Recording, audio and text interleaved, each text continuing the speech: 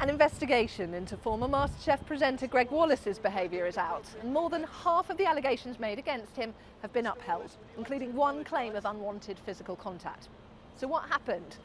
Last November, Gregg Wallace stepped away from MasterChef after being accused of making sexual comments to staff and guests, accusations spanning 17 years. A law firm hired by Banerjee, the company behind MasterChef, spoke to 78 people, 41 of them complainants, and interviewed Wallace for over 14 hours. What did they find? More than half of the allegations were substantiated, most related to inappropriate sexual language and humour, but also one incident of unwelcome physical contact. Wallace sometimes appeared partially undressed in work settings. The report notes Wallace's recent autism diagnosis, saying his use of humour and difficulty reading social cues are relevant.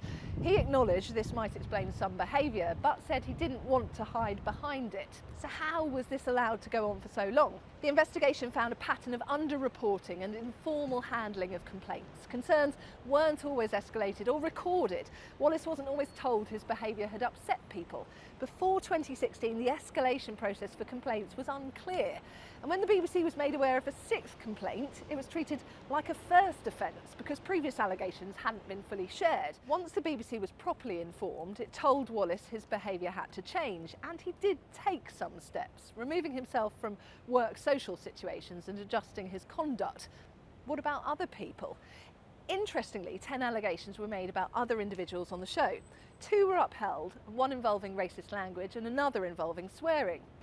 He apologised last week for using inappropriate language and claimed the report would clear him of the most serious and sensational allegations. But that's not exactly true. The physical contact allegation was upheld. There's also been backlash over his reference to his autism, with many pointing out that millions of neurodivergent people don't use their diagnosis as an excuse for inappropriate behaviour at work.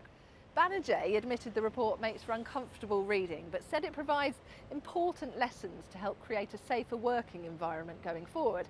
The BBC confirmed Wallace won't be coming back. In light of these findings, Banerjee UK and the BBC have agreed Mr Wallace's return to MasterChef is untenable. They added, "We accept more could and should have been done sooner." The next series of MasterChef, which was filmed before all this came out, is currently sitting on a shelf. No final decision has been made about whether it'll air, but if it does, that could put the BBC straight back in hot water.